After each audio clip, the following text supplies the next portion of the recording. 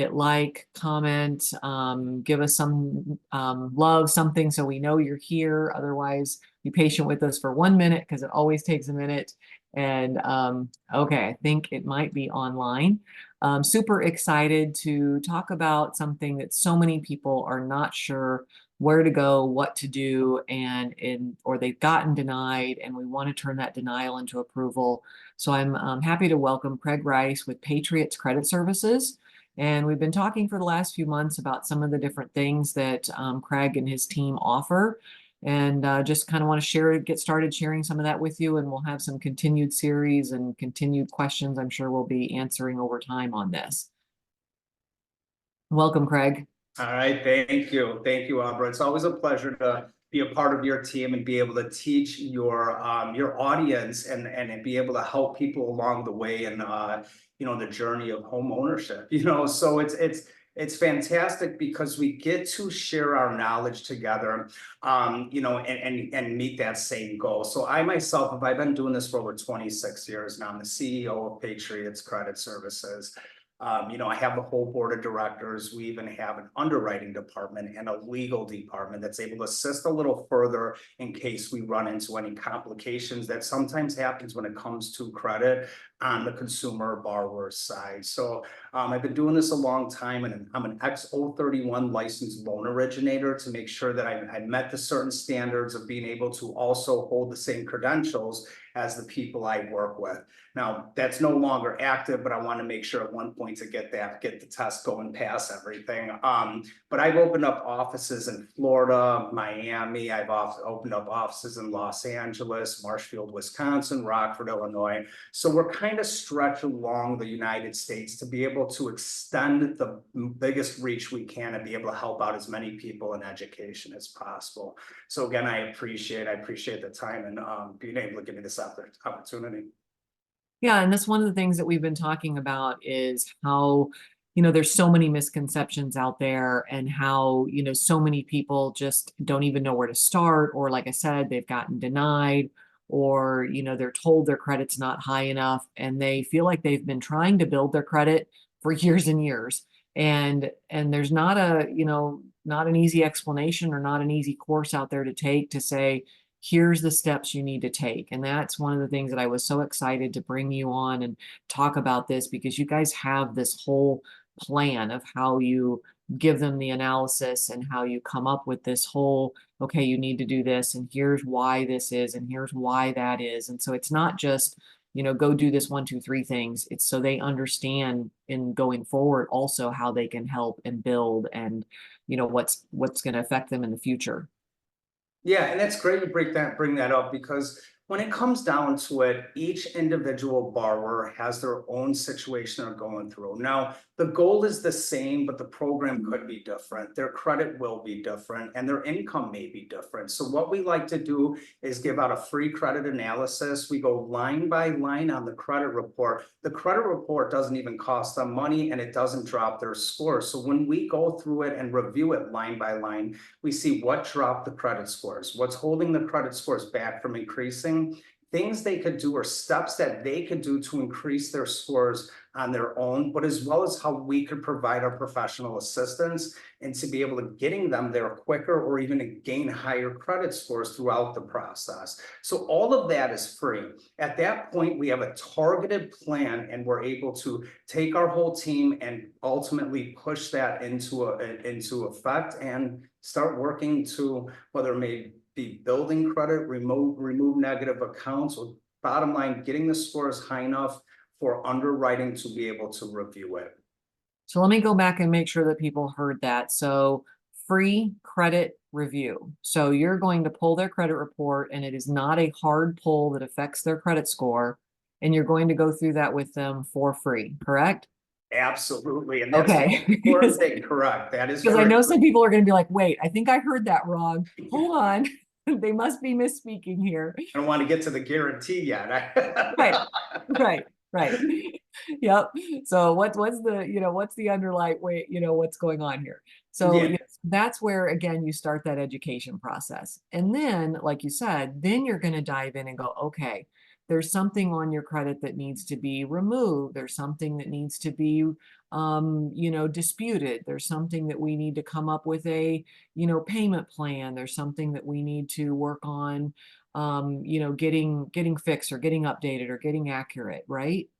That's correct. So, excuse me, the first thing is that educational piece. So once we go through the credit report, we're going to see what's hindering them the most. What is holding their scores back from increasing which is currently on their credit, but also what the algorithm we call FICO algorithm is missing. So we have to, and we're certified, and we have to know exactly what increases the score and what drops the score, decreases the scores. So knowing that is very important, because when we look at the credit report, we're going to say, okay, we're missing this, but we have too much of this, right? So our main goal is to work at removing the negative accounts and implementing or putting more positive into the credit profile.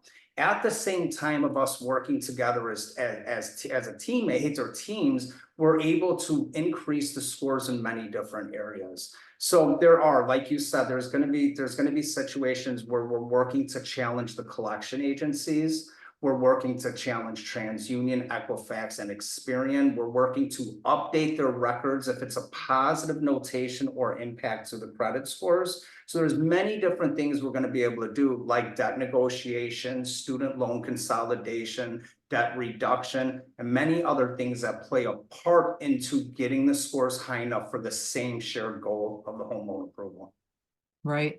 And I know one of the things we've talked about in that education process is one of the things that people don't know is how to use their credit. So, people start in high school and college starting to get credit cards mailed to them. And, all the time they're getting all these credit cards sent to them from, department stores to, different brands. And, anytime you shop on anything from Amazon to Dillard's to Target, you're getting these credit card incentives. But it's the how to use that credit, right? That is going to be such a huge thing in that FICO pie and in that FICO formula, that you're looking at. And so let's talk about that a little bit on how to use your credit to the best ability or to your best advantage. And perfect. I love that question, because that is so important. The fact is that the highest credit scoring factor is payment history. So a lot of people might think sometimes, oh, you know what, I can't pay this, so I'm going to be a little late, but I have to go ahead and pay this. And sometimes that's where life puts that in front of you. But ultimately, it's not just a late payment. It's very damaging. Again, the highest credit scoring factor. So the most important thing about the payment history is understanding that it is 35% of what makes up our scores. It accounts for 192 points per credit bureau, and one single late payment is so damaging to our scores that it puts us back 9 months, or it puts a weight on top of our scores. So the recovery time frame for one single 30-day late payment is 9 months. Again, this is FICO talking, not me. A Wow. 60-day is so damaging to our scores, it takes 18 months to recover from, and a 90-day non-payment takes 2 years to recover from. So does that particularly mean that the person or the borrower cannot be approved for that 9, 18, or 24 months? No, it just means we have to inject more positive and have more positive happening than negative. So a lot of people don't realize, but what is scoring us? Well, that's a FICO software. And what the bottom line is, it does is it takes in negative data and takes in positive data. So the more negative data it has, the more negative score someone will have. The more positive score someone has, the more positive score. Our job is to eliminate the negative, increase the positive. Making on-time payments multiple times a month is the most important thing that you could do with your credit, okay? In combination to those on-time payments is low balances. The second highest credit scoring factor, which is 30% of what makes up our scores, accounts for 165 points per credit bureau, is the balance compared to the spending limit. So as your balances go up, your scores go down. As your balances go down, your scores go up. The best way to look at it is they rate us just like high school. And as you'll see on the screen, they're A through F. A obviously being excellent, F being very poor. Where you want to keep your credit balances is an A through C rating or a 1 through 29% of the spending limit. To give you a better idea of what is 1 to 29%, look at $1,000 spending limit credit card. 1 to 29% is just $10 to $290. When that reports to TransUnion, Equifax, and Experian, you're getting a great credit rating. Your scores are increasing. But as soon as you get to that D or F, that's kind of like redlining. Your scores are starting to decrease, and they're starting to decrease more significant, even when you make these on-time payments. So it's important to work at looking at the quickest way to increase somebody's credit scores is by paying their balances down. But be Right. careful. You want to keep a balance on the credit cards while you're trying to improve your scores, because as soon as you pay from an A rating to under as 1%, you're considered a no rating and your scores drop almost 100% of the time. Right. Okay, so there's other factors to that, but keeping a low balance accounts for 165 points per credit bureau, and that on-time payment accounts for 192 points per credit bureau. By following that little method right there, accounts for 65% of what makes up our credit scores. Do that on one credit card, now change that and do that on 3, 4, or 5 credit cards, and now you have credit scores increasing significantly throughout months of time. So the most important is on-time payments and also low balances, Right. right?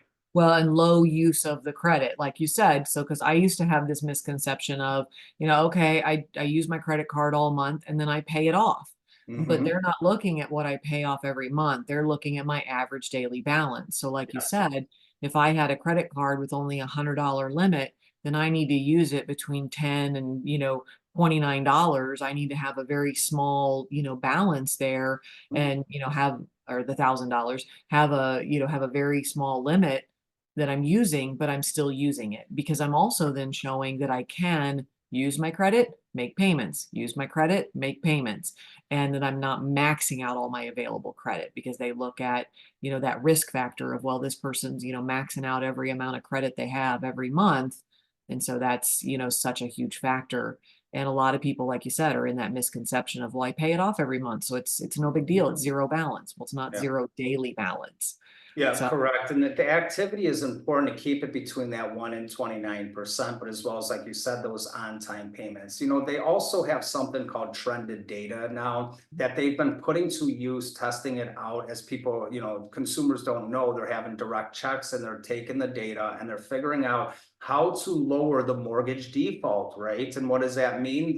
They want less people going into foreclosure or being able to know the risk before they lend out the money.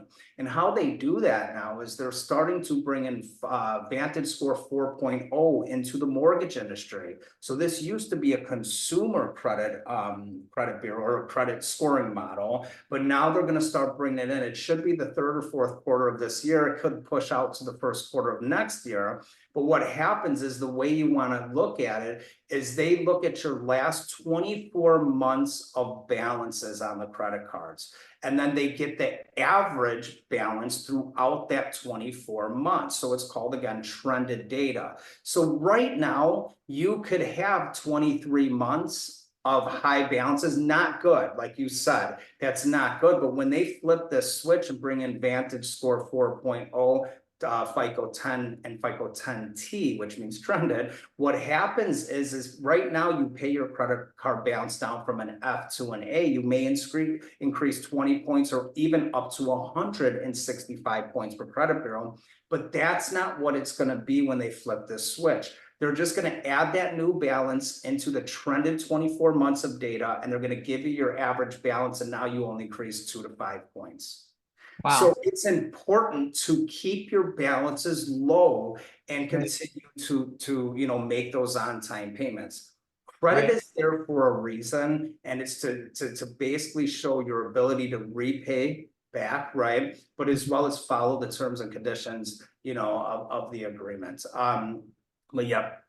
So then we have a couple of other things that make up the rest of the FICO pie or the FICO Mhm. algorithm. And that's talking about the age of that credit, different types of credit, and any new credit. So some people say, oh, I'm going to go open up a new credit card and that's going to, suddenly help. Well, to a certain extent, right? Yes, correct. So it does. So it is a certain extent because one piece of the pie graph is new credit, which accounts for 10% of our credit scores. But ultimately, age is so important because there's a timestamp on your credit profile that says this is the first time that this consumer opened up a credit card or an installment, an automobile installment, right? An education installment, or a mortgage installment, a home equity line of credit. So there's all these different types of credit that have timestamps on them. So opening up a credit card back in the 90s or 80s or even further or more recent all has that timestamp. So even if the account is negative, you still never want to challenge that account. You want to make sure to keep that timestamp there because where a lot of credit repair organizations mess up is through lack of experience and knowledge. When you challenge a closed account, even if it has a large balance on it, and it's the first account that open for that type of account, if they do not respond, it gets deleted and you just lost roughly 60 to 120 points because you deleted that account from 1996. Then the credit profile or algorithm automatically checks what the next credit card is. And maybe it's in 2002. So you just lost 1996 to 2002, 6 years of payment history, and it Right. takes all those points away from your credit. So I don't want to confuse anybody because it does get confusing, but ultimately age is important. So the question is how can we use age to benefit our credit profile to be approved for a home loan, right? So it's the bottom line is having credit and starting somewhere. That's very important for one. Two, authorized users could help, right? So authorized users used to, before 2007, you used to get 100% of the points back, just or 100% of the points added on to your credit that maybe mom or dad put you on as an authorized user. They put you on 40 days later after they made a payment, you just inherited all the years of points, and then you were able to be approved for a home loan. Well, the mortgage industry caught on to that after it was run down a lot because it's a way of really faulty. That is actually considered mortgage fraud if you purposely get an authorized user for the purpose of being approved for a home loan. So sometimes you got to watch out for certain things, but if it is for the purpose of building your credit profile and mom and dad want you to have this credit card to help out while you're in school, or a friend if you're your roommate or whatever the case may be, then it makes sense. So that's very important with age. That does help. Now, that's when you go off of that, that kind of is the only thing besides an authorized user that really benefits your scores. So you could change many things about your credit profile, but you can't change the hands of time, right? If we all had that opportunity, we'd all go backwards, right? Right. With credit, you can't. The only way is authorized users, but otherwise, everything else actually works pretty good. Yep. And one of the things we kind of touched on briefly, and I just want to remind people or bring this up again, make sure they heard it, was don't pay off all of your credit. So don't get that tax return and then pay everything down for multiple reasons, right? You pay that off, and then now you've gone from that A or B or C or D or whatever rating to, basically an F rating because you're not using, you're not showing that you're using credit. And also because if you pay that off or you close that account or whatever, you may lose that account history and that, that good credit reporting. So, because a lot of people will say that to me, oh, I'm waiting until I get my tax return, then I'm going to pay these things off, and then I'm going to apply for a mortgage. Wait, hold on. Yes, It yes. might And do just the opposite. yeah, and if I elaborate on that, is basically if you think about it, if you go from an F rating to a no rating, that's actually a benefit. Let's say that somebody has a credit card, they're at an F rating, so they're not looking good with the balances, and they pay it down to a zero balance? Well, they might get 20, 30 points. Let's say they get 25 points for doing that. If they would have kept 1 to 9% and got into the A rating instead of paying it to a zero, they would increase 35 points, 45 points, 75 points by doing the same thing and paying less and keeping an activity. But now if you think about it, you have a payment due coming up right in the next 30 days. So that being said, is you obviously increased your scores by going from an F to an A rating the best possible way, but you also have an on-time payment coming. So now you just again used 65% of what makes up your scores. If you would have paid to a zero balance, you don't have the highest credit scoring factor coming up the payment history. So keep a balance on all credit cards if able to. And my little trick of the trade with that second highest credit scoring factor is I let people know that if you're trying to build your credit scores and keeping that small balance, it's not always easy, especially with somebody who's got a $200 spending limit credit card. 1 to 9%, the A rating is just $2 to $18. So what do you really spend a month? $2 to $18, not much, right? Gas, Right. you can't do that. Anything you really buy, you can't. So the best way to look at it is think about what you pay every month. That's $2 to $18, or even $2 to $38, which is the A to the top of the B rating. Well, that would be Amazon Prime, right? Or that would be Netflix. If you're paying that anyways, connect that credit card to make that payments and have your bank bill pay the payment there. Now you don't have to worry about it. Stick that card somewhere. You have an A rating every month and an on-time payment every month. Repeat that with your other credit cards, and now you're in a very, very good spot. 3 months later, you're going to come back with high 600s, depending on the past history. So it's very important to keep that process. Okay. Right. No, it's a very good tip. That's a very easy, simple, you have like you said, a low balance. A lot of people starting out trying to build their credit, get a credit card with a low balance to try and, build that credit, but then they overuse it. And so, Yes. that's a great idea is, put something small on there, something that you're going to charge every month. Cause I remember, like you said, I got one time. It was like, oh, well, I'll just charge fuel on it.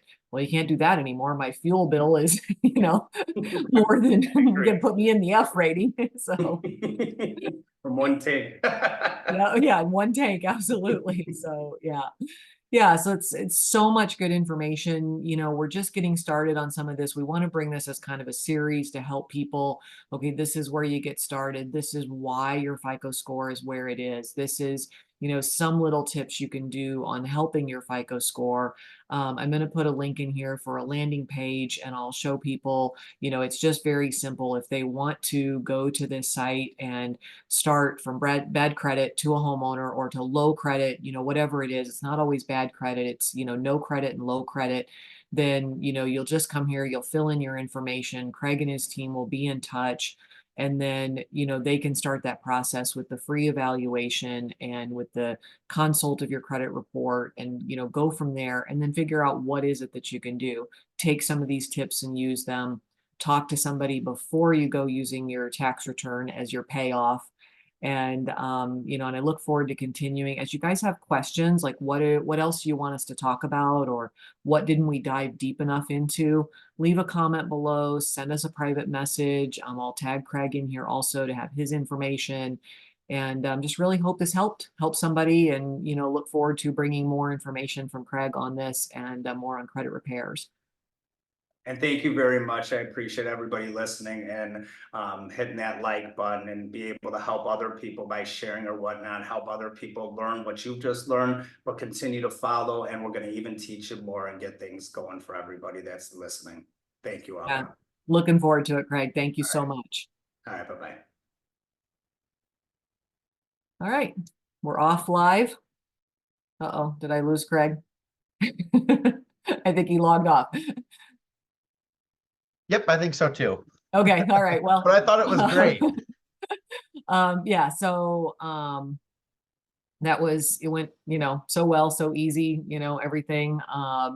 I'll send you the link just like I did to the team one the other day. I can put it in our Dropbox and then let you know that it's in there. It'll take a minute for it to download, and then the whole thing, even what we did before I went Facebook Live, will be there. So if there's anything you want to snip out or whatever. So Perfect. Yeah, Craig is a wealth of knowledge, so you'll Yeah, have yeah. no hardship getting him to talk. Yep, yeah, no, it's not a problem at all, and it's makes it good, and then we can figure out what we want to dive into next. So, Perfect. okay. All right, sounds good. Talk to you later. Thanks, Taylor. Yep, we'll talk to you soon. Bye-bye.